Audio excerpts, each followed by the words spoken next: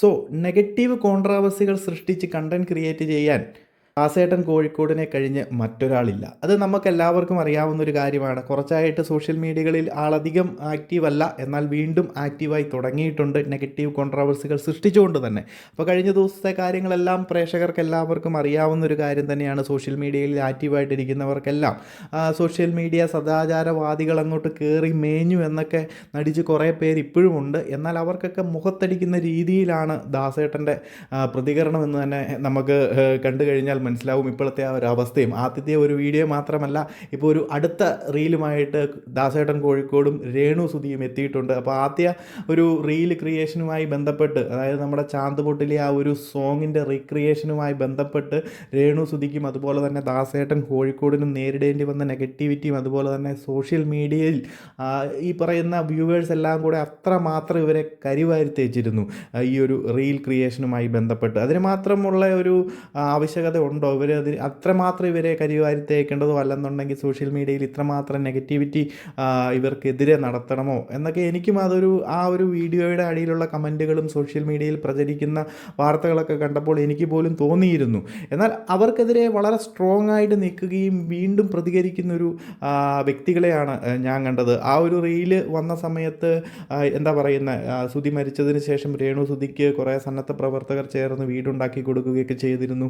അപ്പം അതിനെതിരെ പോലും മോശമായി, അവരുടെ കുട്ടികൾക്കെതിരെ പോലും മോശമായിട്ട് അവരെ പോലും ഇവർ കുറച്ച് കഴിയുമ്പം പുറത്താക്കും, വീട് വിൽക്കും എന്നുള്ള രീതിയിലൊക്കെ വാർത്തകളും സോഷ്യൽ മീഡിയയിൽ പ്രചരിക്കുകയൊക്കെ ചെയ്തിരുന്നു. അപ്പോൾ അതിനെതിരെ ഈ ഒരു വീട് വെച്ചു കൊടുത്തതുമായി ബന്ധപ്പെട്ടുള്ള സന്നദ്ധ പ്രവർത്തകരുടെ ഒരു ഫിറോസ് എന്ന് പറയുന്ന വ്യക്തി സോഷ്യൽ മീഡിയയിൽ പോസ്റ്റ് ചെയ്യുകയും കുട്ടികളെ അവിടെ നിന്ന് ഇറക്കി വിടാൻ സാധിക്കത്തില്ല, 15 വർഷം കഴിഞ്ഞതിന് ശേഷം മാത്രമല്ലെന്നുണ്ടെങ്കിൽ ഈ വീട് വിൽക്കാൻ ഉടനെയൊന്നും അവരെ കൊണ്ട് സാധിക്കത്തില്ല, ഇതാ കുട്ടികൾക്ക് വേണ്ടി പണിത് കൊടുത്ത വീടാണ്, അവരവിടെ തന്നെ താമസിക്കുമെന്നുള്ള രീതിയിൽ ഇവർക്ക് സപ്പോർട്ട് ചെയ്തുകൊണ്ടും ഒരു പോസ്റ്റ് ചെയ്യേണ്ടി വരെ വന്ന ഒരു അവസ്ഥ വരെ ഉണ്ടായി നമ്മുടെ സോഷ്യൽ മീഡിയയിലെ ഈ സദാചാരവാദികളുടെ ശല്യം കാരണം.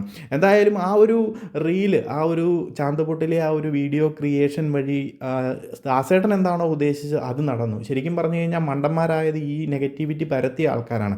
അവർക്കറിയത്തില്ല ദാസേട്ടൻ കോഴിക്കോട് എന്താണോ ഉദ്ദേശിച്ചത്.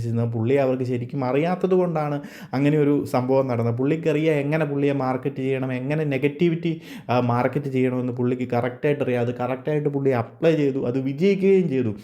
ഈ ഒരു വീഡിയോ ഇടുന്ന സമയത്ത് ആ ഒരു റീൽ അല്ലെങ്കിൽ ആ ഒരു വീഡിയോ ക്രിയേഷൻ അവർ നടത്തിയത് മില്യൺസ് ഓഫ് വ്യൂസ് ആണ് വന്നിരിക്കുന്നത്.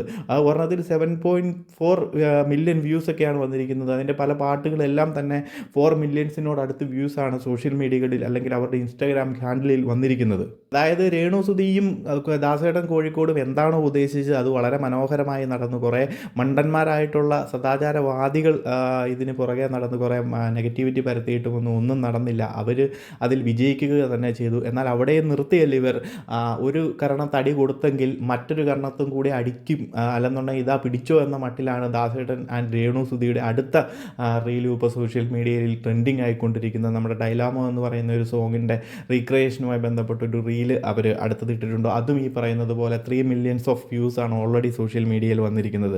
അതായത് കുറേ ആൾക്കാർ ഇറങ്ങിയിട്ടുണ്ട്. അതായത് നമ്മുടെ സെലിബ്രിറ്റീസൊക്കെ ചെയ്ത് കഴിഞ്ഞാൽ അത് ഭയങ്കര റീലും ട്രെൻഡിങ്ങും, അവരേത് വൾഗർ രീതിയിൽ ചെയ്താലും മോശമായിട്ട് വീഡിയോ കണ്ടൻറ്റ് ക്രിയേഷനും സോഷ്യൽ മീഡിയയിൽ നടത്തി കഴിഞ്ഞാൽ അതൊക്കെ പൊക്കി പിടിച്ചുകൊണ്ട് നടക്കാൻ ആൾക്കാരുണ്ട്. എന്നാൽ സാധാരണക്കാരോ പാവപ്പെട്ടവരോ ഒരു റീലോ കണ്ടൻറ്റ് ക്രിയേഷനോ നടത്തി കഴിഞ്ഞാൽ അത് എന്തെങ്കിലും വേറൊരു നെക്സ്റ്റ് ലെവലിലേക്ക് കടന്നു കഴിഞ്ഞാൽ അത് വളരെ മോശമായി കാണുകയും അവരെ വളരെ മോശപ്പെട്ടവരായി ചിത്രീകരിക്കപ്പെടുകയും ചെയ്യുന്നത് വളരെ ദാരുണാവസ്ഥ തന്നെയാണ് നിലവിലെ നമ്മുടെ മലയാളികൾക്കിടയിൽ. മലയാളികൾ വലിയ സംഭവമാണ് എന്നൊക്കെ പറഞ്ഞിട്ട് ഇതുപോലെയുള്ള കാര്യങ്ങൾക്കൊന്നും ഇതുവരെയും ഒരു ലെവൽ ഓഫ് സ്റ്റാൻഡേർഡും ഉയർന്നിട്ടില്ല എന്ന് തന്നെ നമുക്ക് കരുതാം. അവരവരുടെ കല അല്ലെന്നുണ്ടെങ്കിൽ അവർക്കറിയാവുന്നൊരു സംഭവം അവർ ക്രിയേറ്റ് ചെയ്ത് അവർ ജീവിക്കാനുള്ള മാർഗം കണ്ടെത്തുകയാണെന്ന് പോലും മനസ്സിലാക്കാൻ സാധിക്കാതെ, അവർക്കും ജീവിക്കണ്ടേ, അവർക്കും വരുമാന മാർഗ്ഗങ്ങൾ വേണം, അവർക്കെന്താണോ അറിയാവുന്നത് അവരത് ചെയ്യുന്നു. അവരെ അത് ചെയ്യാൻ അനുവദിക്കൂ. ഇല്ലെന്നുണ്ടെങ്കിൽ അവർ ബുദ്ധിപൂർവമായിട്ട് സോഷ്യൽ മീഡിയ കൈകാര്യം ചെയ്യും, അവർ അവിടെ വിജയിക്കുക തന്നെ ചെയ്യും. നിങ്ങൾ അല്ലെങ്കിൽ നെഗറ്റീവ്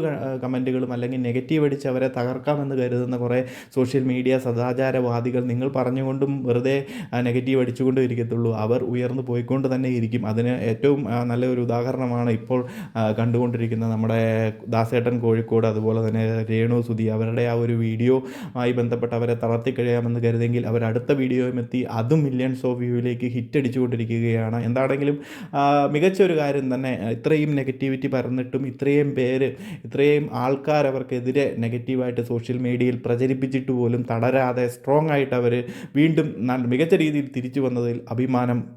ഇതുപോലെ തന്നെ മുന്നോട്ട് പോകാനും സാധിക്കട്ടെ.